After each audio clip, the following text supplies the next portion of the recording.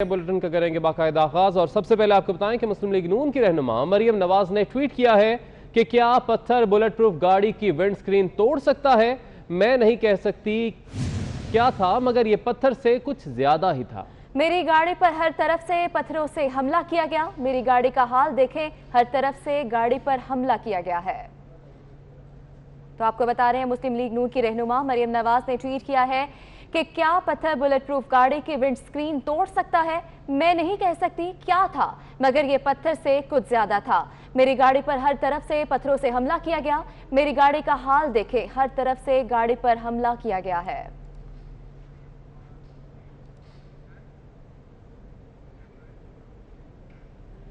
मरियम नवाज का कहना है कि सलाम पेश करती हूं मुस्लिम लीग नून के कारकुनों को, जिन्होंने मेरी तरफ आने वाले पत्थरों के लिए अपने सीने आगे किए। लाठी चार्ज बर्दाश्त की और अब कैदो बंद बर्दाश्त कर रहे हैं। तशद्दुद भी आप पर हुआ और गिरफ्तार भी आप हुए। इस जुल्म और अंधेर नगरी का जवाब उनको देना पड़ेगा। ये ट्वीट किया गया है मरियम नवाज की जानिब से, जिनका कहना है कि सलाम पेश करती हूँ मुस्लिम लीग नून के कारकुनों को, जिन्होंने मेरी तरफ आने वाले पत्थरों के लिए अपने सीने आगे किए।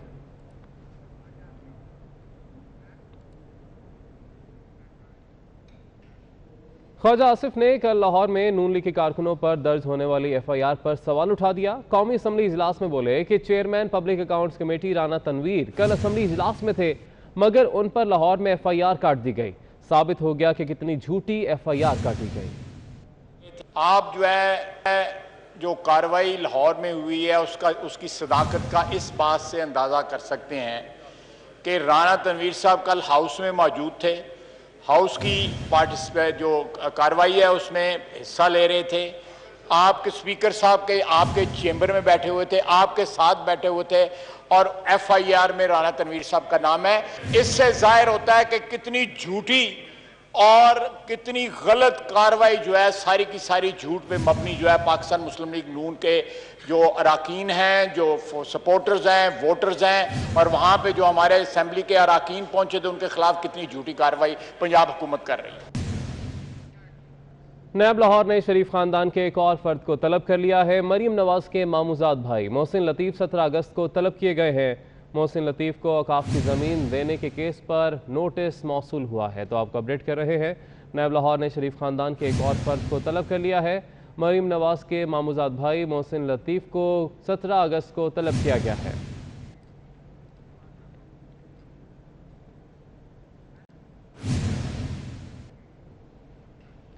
कवायद के बरक्स शराब का लाइसेंस देने का इल्ज़ाम। नैब ने वज़ीर आला पंजाब को 18 अगस्त तक जवाब जमा कराने की हिदायत कर दी है। वज़ीर आला पंजाब को 12 सवालात पर मुश्तमिल सवालनामा भी दिया गया है, जबकि वज़ीर आला के खिलाफ 2 वादा मुआफ़ गवाह भी सामने आ गए। अकरम अशरफ गोंदल ने वादा मुआफ़ गवाह बनने की दरख्वास्त भी कर दी है, जबकि दूसरे का नाम अभी तक सामने नहीं आया है। तो आपको अपडेट कर रहे हैं, कवायद के बरक्स शराब का लाइसेंस देने का इल्ज़ाम है। नैब ने वज़ीर आला पंजाब को 18 अगस्त तक जवाब जमा करने की हिदायत कर दी है।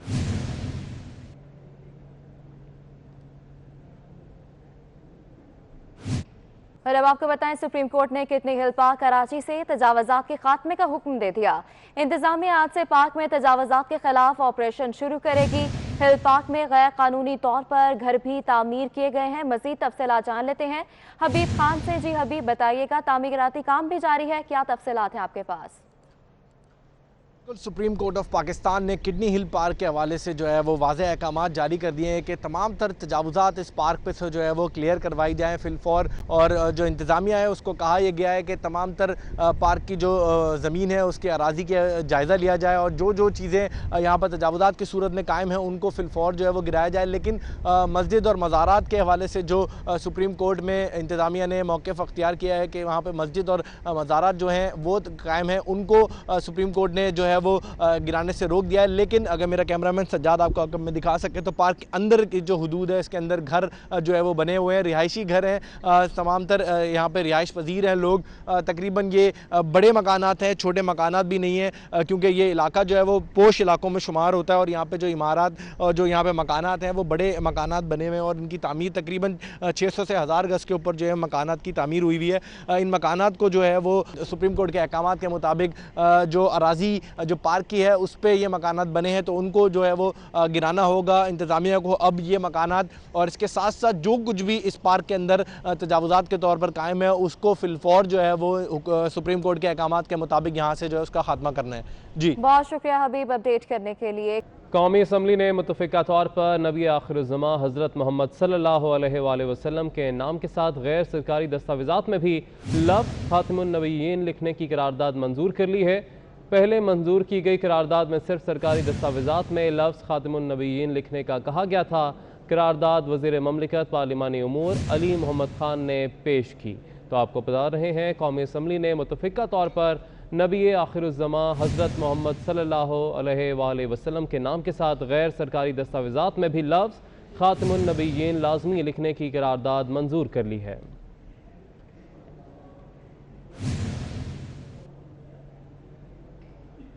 कौमी असम्बली में इंसदाद दहशतगर्दी एक्ट तरमीमी बिल मंजूर कर लिया गया। पीपल्स पार्टी, मुस्लिम लीग, JUI की हिमायत जबकि जमात इस्लामी की तरफ से मुखालफत सामने आई। BNP मैंगल गैर जानिबदार रही। वज़ीर कानून फ़रोग़ नसीम का कहना है कि पाकिस्तान के लिए हुकूमत और अपोजिशन एक हो गए। इसी पर देखिए इरफान मलिक की रिपोर्ट। कौमी असम्बली का इजलास स्पीकर असद कैसर की सदारत में मुनक्किद हुआ, जिसमें इंसदाद दहशतगर्दी तरमीमी बिल अक्सरियत राय से मंजूर कर लिया गया। ऐवान ने शराकतदारी महदूद जिम्मेदारी तरमीमी बिल भी पास कर लिया। इजलास में कंपनीज एक्ट तरमीमी बिल समेत 5 बिल पास जबकि एक पर राय शुमारी मौखर कर दी गई। वफाकी वजीर कानून फ़रोग़ नसीम ने इंसदाद दहशतगर्दी तरमीमी बिल 2020 ऐवान में पेश किया। कौमी असम्बली के इजलास में मुस्लिम लीग नून ने अपनी तरामीम वापस ले ली। मोहसिन शाहनवाज रांझा ने कहा कि हमारी तजवीज़ करदा तरामीम हुकूमत ने शामिल कर ली है, चाहते हैं पाकिस्तान का नाम टेरर फाइनेंसिंग लिस्ट से निकले। वजीर कानून का कहना था कि आज का दिन बहुत अच्छा है, पाकिस्तान के लिए हुकूमत और अपोजिशन एक हो गए। FATF कानून साजी पर हिमायत के लिए अपोजिशन का शुक्रिया अदा करता हूँ। I hereby move that the bill further to amend the Anti-Terrorism Act 1997, the Anti-Terrorism Amendment Bill 2020 be passed. Pakistan की मईशत को ब्लैक से वाइट होना चाहिए। सरदार अख्तर मेंगल बोले कि हम ना तो इस बिल की मुखालफत और ना ही हिमायत करते हैं। कौमी असम्बली ने शराकत महदूद जिम्मेदारी तरमीमी बिल 2020 की कसरत राय से मंजूरी दे दी। कंपनीज एक्ट तरमीमी बिल 2020, नशा आवर अशिया की रोकथाम तरमीमी बिल 2020, इलाका दारुल हुकूमत इस्लामाबाद ट्रस्ट बिल 2020 की कसरत राय से मंजूरी दे दी। ट्वीट किया है कि वज़ीर आला पंजाब उस्मान बुज़दार के खिलाफ शराब का लाइसेंस जारी करने के केस में 2 सरकारी अफसरान वादा मुआफ गवाह बनने पर तैयार हैं। ये कौन अफराद हैं जानेंगे। हमारे साथ ही मौजूद हैं सीनियर एंकर पर्सन तज्ज़ियाकार हामिद मीर साहब। सर बताएगा हमें भी और हमारे नाज़रीन को भी कि कौन से 2 अफराद हैं जिनका नाम अभी तक सामने नहीं आया। देखें, ये लाहौर के जो बाखबर सहाफ़ी हल्के हैं उनको पता है कि कौन लोग हैं, लेकिन क्योंकि अभी कानूनी लिहाज से इन्होंने दोनों सरकारी अफसरान ने सिर्फ वादा माफ गवाह बनने पर आमादगी जाहिर किया, यानी कि ये वादा माफ गवाह बनने पर तैयार हुए हैं। इन्होंने अभी तक जो अपना बयान है वो रिकॉर्ड नहीं करवाया। एक का ताल्लुक एक्साइज एंड टैक्सेशन डिपार्टमेंट से है और दूसरा जो है उसका ताल्लुक वज़ीर आला के स्टाफ से रहा है। अब वो वज़ीर आला के स्टाफ में शामिल नहीं है। इन दोनों को नैब ने शामिल तफ्तीश किया था, इनको बुलाकर इनसे कुछ सवालात पूछे तो ये दोनों जो है उन्होंने यही बताया जी कि इन्होंने जो काम किया वो वज़ीर आला के अहकामात पर किया। तो अब फिर इन्होंने इनमें से एक अफसर जो है उसने बाकायदा पेशकश कर दी है कि मैं वादा माफ गवाह बनने के लिए तैयार हूँ।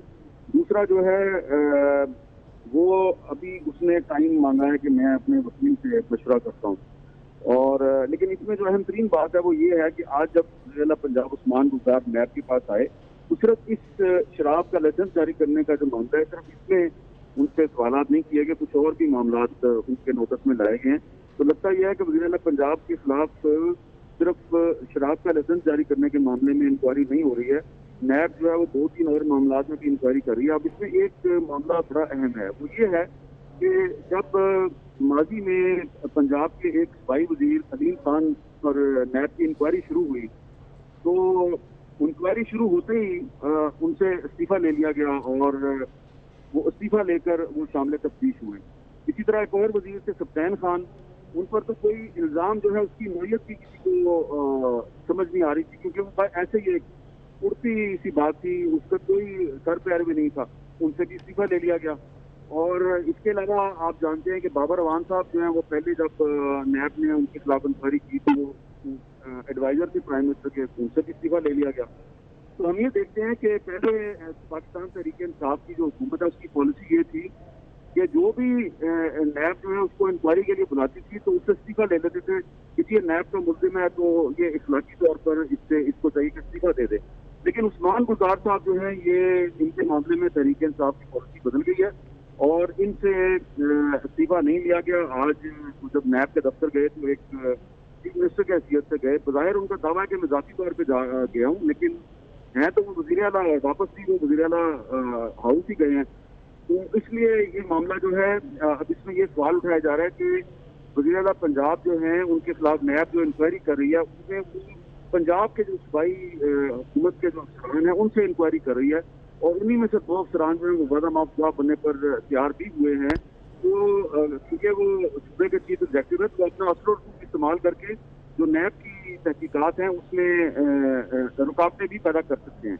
तो इसलिए इखलाकी तौर पे अगर अलीम खान और सब्तैन खान जो हैं वो जब नैब के मुल्जिम बने तो उनसे इस्तीफा ले लिया गया, तो तहरीक इंसाफ के अंदर से ये बात की जा रही है कि वज़ीर पंजाब जो है उनके बारे में तहरीक इंसाफ ने अपनी पॉलिसी तब्दील की है। तो हो सकता है कि अगर आने वाले दिनों में वज़ीर आला पंजाब अपने खिलाफ इल्ज़ामात को सही तरीके से डिफेंड ना कर सके तो जो तहरीक इंसाफ की मरकज़ी क़यादत है उसको एक बड़ी एम्बेरसमेंट हो सकती है। ठीक है, बहुत शुक्रिया हामिद मीर साहब, आप 24 न्यूज़ से गुफ्तगू कर रहे थे। लाहौर, रावलपिंडी, इस्लामाबाद और मुल्तान में मेट्रो ट्रैक 5 माह बाद बहाल कर दिया गया। 4 बड़े शहरों में मेट्रो बसेस चल पड़ी। लाहौर और मुल्तान में स्पीडो बसेस भी सड़कों पर दौड़ने लगी हैं। शहरी सस्ती ट्रांसपोर्ट की बहाली पर खुश दिखाई देते हैं।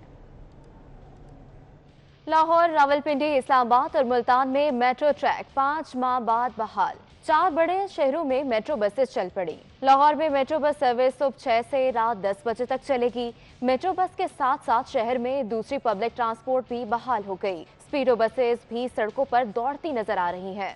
जुड़वा शहरों रावलपिंडी और इस्लामाबाद के दरमियान भी मेट्रो बस के ट्रैक आबाद हो गए, जिससे शहरियों ने सुख का सांस लिया। ओलिया के शहर मुल्तान में भी मेट्रो और स्पीडो बसें सड़कों पर दौड़ रही हैं। शहरी कहते हैं शुक्र है महंगे किरायों से जान छूटी। चारों शहरों में मेट्रो बसेस तो चल पड़ी, लेकिन मुसाफिरों को SOPs पर अमल करना लाजिम है। एक बस में एक वक्त में सिर्फ 38 मुसाफिर सफर कर सकते हैं। मेट्रो में खड़े होकर सफर पर पाबंदी है, जबकि बगैर मास्क कोई मुसाफिर मेट्रो बस में सवार नहीं हो सकता। मेट्रो बस सर्विस बहाल करने से पहले तमाम बसेस को डिसइंफेक्ट किया गया। कोरोना वायरस के बायस मेट्रो बसेस को रवां साल 23 मार्च को बंद किया गया था। इस्लामाबाद में मौसम गर्म हुआ तो पानी की किल्लत भी शिद्दत इख्तियार कर गई। इस्लामाबाद की योमिया ज़रूरत 130 मिलियन गैलन, जबकि शहर को 55 मिलियन गैलन पानी सप्लाई हो रहा है। DG वाटर सप्लाई ने फंड्स की कमी का शिकवा कर दिया है। मजीद उनका क्या कहना है जानेंगे। हमारे नुमाइंदे वलीद चौधरी हमारे साथ मौजूद हैं। वलीद, बताएगा क्या मामला है? जी बिल्कुल, देखें इस्लामाबाद में जो मौसम है वो इस वक्त खासा गर्म है और हब्स चूँकि इस वक्त इस्लामाबाद में जो है वो चल रहा है, तो दूसरी तरफ जो शहर के जो मुख्तलिफ इलाके हैं जिसमें सेक्टर G10 है, I10 है, इसके अलावा जो दीगर अतराफ के और ख़ास तौर पर जो शहरी इलाका है उसमें पानी की किल्लत का एक जो मसला है वो बहुत ज़्यादा बढ़ चुका है। तो इस हवाले से आपको ये बताते चलें कि जो इस वक्त मजमूई तौर पर जो ज़रूरत है इस्लामाबाद के मुकम्मल शहर की वो तकरीबन 130 मिलियन गैलन पानी जो है वो ज़रूरत है। लेकिन जो रास्ते में जो सिमली डैम या खानपुर डैम से जो पानी की जो सप्लाई शहर को की जा रही है उसमें जगह जगह जो लीकेज है और जो मुरम्मती काम है वो होना है, तो उसकी वजह से मजमूई तौर पर सिर्फ 50 से 55 मिलियन गैलन पानी जो है वो इस वक्त सप्लाई हो रहा है। ठीक है वलीद, आपका बहुत शुक्रिया। उन्होंने गुफ्तगू करते हुए कहा क्या, वो भी अपने नाज़रीन को सुनाएंगे। तो काफ़ी विजिट कर लिया है। I10 के हवाले से भी हमने कुछ ट्यूबवेलों की 4-5 ट्यूबवेल की मिकदार बढ़ा दी है। उसमें आज जो 300 कंप्लेंट्स आती थी, आज वहाँ पे 160-70 के करीब थी। तो इंशाल्लाह उसके ऊपर लीकेजेस के ऊपर हम काम कर रहे हैं। कुछ इलीगल कनेक्शन है, खासकर जो सिमली डैम के ऊपर हैं, उस पर मुझे मैंने रिपोर्ट ले ली है और इंशाल्लाह नेक्स्ट वीक मैं खुद एक कनेक्शन विजिट करूँगा। उस पर हमने अप्रूवल लेके कंप्यूटर अथॉरिटी से उस पर एक्शन करना है। जहाँ तक दूसरे एरिया का मतलब है, खानपुर में कुछ मोटरों का मसला है, इधर अनेक इशूज़ हैं। मैंने गुजरावाला में सब सलाली परचमों की बहार, बच्चों ने भी खरीदारी के लिए स्टॉल्स का रुख कर लिया। मजीद जानेंगे हमारे नुमाइंदे जाहिद इकबाल राना से। जाहिद बताएगा। हाँ जी बिल्कुल, कराची से लेके खैबर तक हर तरफ सब्ज़ हलाली परचमों की बहार है। गुजरांवाला में जश्न आज़ादी को शायाने शान तरीके से मनाने की जो तैयारियां हैं वो भरपूर तरीके से जारी हैं और शहरियों की बड़ी तादाद जो इस वक्त है वो जश्न आज़ादी को शायाने शान तरीके से मनाने के लिए शहर में लगने वाले छोटे बड़े स्टॉल पर ख़रीदारी करते दिखाई दे रहे हैं। और अभी भी कुछ नन्ही मुन्नी बच्चियाँ मेरे साथ हैं, उनसे बात करते हैं। अच्छा बेटा, आप ये बताओ कि जश्न आज़ादी में चंद दिन बाकी है, आप अपने वालिद के साथ आई हो, क्या ख़रीद रही हो, क्या कहोगी? मैं अपने वालिद के साथ आई हूँ, चीज़ें खरीदने आई हूँ, मुझे पाकिस्तान से बहुत प्यार है। हाँ जी बिल्कुल, जैसा कि मैंने सुना कि ये बच्ची का कहना था, बहुत शुक्रिया राना ज़ाहिद इकबाल, आपने अपडेट किया। उधर कंदकोट में भी 14 अगस्त जश्न आज़ादी की तैयारियां उरूज पर पहुंच गईं। मज़ीद तफसीलात सलीम मेरानी से जान लेते हैं। जी सलीम, बताइएगा। शहरों की तरह कंदकपुर में भी जश्न आज़ादी की तैयारियां जोरों शोर से यहाँ पर जारी हैं। जगह जगह यहाँ पर जो है स्टॉल सजाए गए हैं जिस पर झंडियाँ बेजिस जो हैं वो रखे गए हैं। बच्चे बड़े जो हैं ये झंडियाँ और बेजिस खरीदने में मसरूफ़ हैं। हमारे साथ कुछ लोग भी मौजूद हैं, उनसे पूछते हैं कि ये जश्न आज़ादी किस तरह से मनाते हैं। हम झंडे खरीद रहे हैं, इंशाल्लाह जश्न आज़ादी बहुत धूमधाम से मनाएंगे।